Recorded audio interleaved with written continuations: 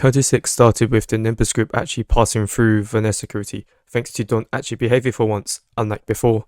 Entering T Corp, where characters are now just black and white.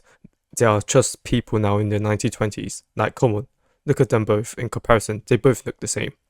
They all see a man with an actual coloured hat around London back streets. Of course it's Britain, there's always going to be roadman gangs about to shank on these streets. If you can't run over them, for some reason, the company goes out of their way to save this one person while thoughtful of them. After fighting them, the company realised that many of these gangs were talking about too much of clock and time for some reason, leaving them confused. Ginger Hair Girl gets upset about this, but Yin Yang went full nerd mode, and TLDR says, timepieces are their passport, time is their source of currency, somehow worse than the rate of Vietnamese dong, and their source of income is time. Later, they talked about some kidnapping syndicates around these streets that caused all shops to close, just like Britain. After Matthew was fed for once, he reads out the invitation letter. Come here, says Nelly.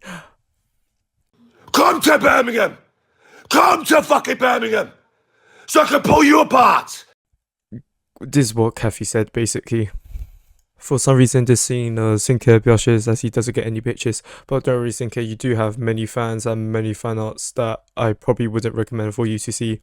The group realise that they are going to the manor to retrieve the golden bough, and not to spectate Heathcliff on a date with this mysterious person.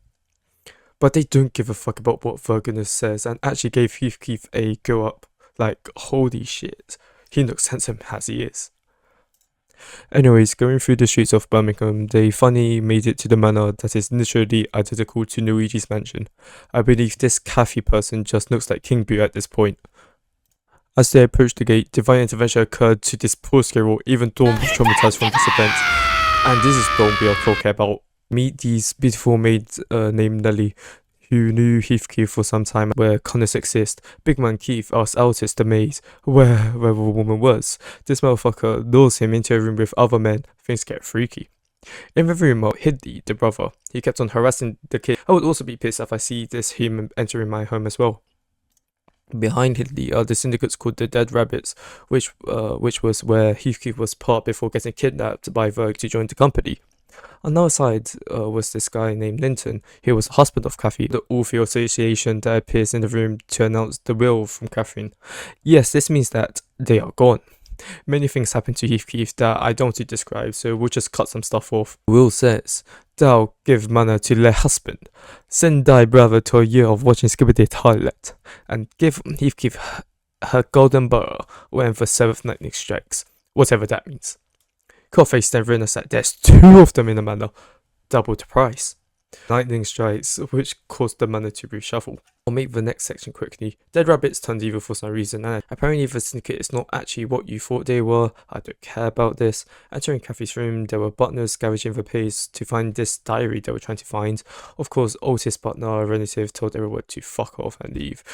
They find this diary and destined for my G, this guy, to read. It says, "The basement in room where Keith likes." They found a room where Linton is. Sees he's pissed because he can't read the diary. He opened up the basement for them, and that's part 1. Goodbye.